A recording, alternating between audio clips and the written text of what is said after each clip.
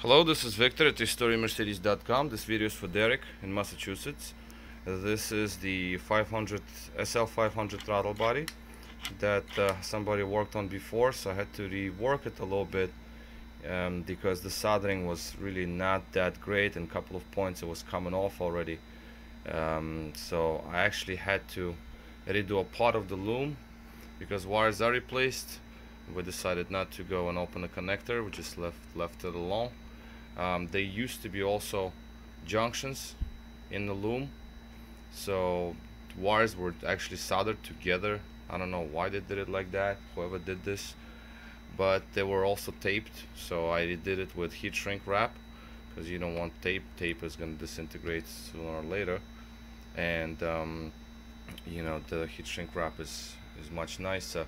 So this is an extension that I had to do, and I had to rework the soldering on the board, and also had to secure this, also because the previous repair included original plastic loom. Wires were really stiff over here, so it would be putting stress on the soldering joint. So I put this flexible loom, so there is no pressure on the board itself. It's squeezed in there, and the wires, when you move the loom, they don't move on the solder points, so that's an improvement. It was quite dirty inside, so I had to clean it internally very well. This little thing didn't even spin. This is for return spring.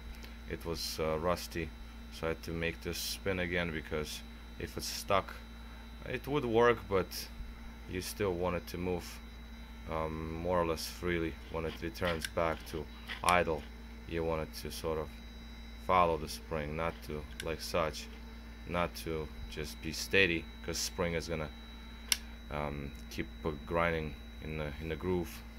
So anyway, the plate, I had to remove the gasket. Don't worry about the discoloration. This is when you clean it with the tool, it discolorates a little bit, but it's perfectly smooth now. New gasket can be applied here.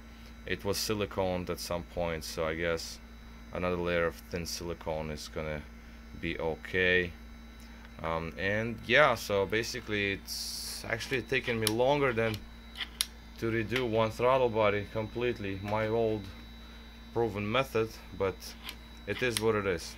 So last thing I'm going to do is I'm going to put silicone around there, and this, you know, this was already tampered with, so I can't really do much, so it's dirty and whatever the case is. So I'm gonna just silicone around there just to keep it a little bit rigidity at the entry point.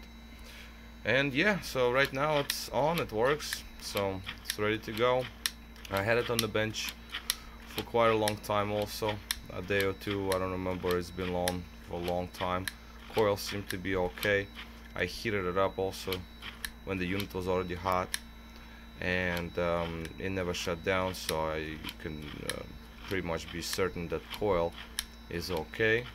And as you can see, it activates, deactivates, works smooth.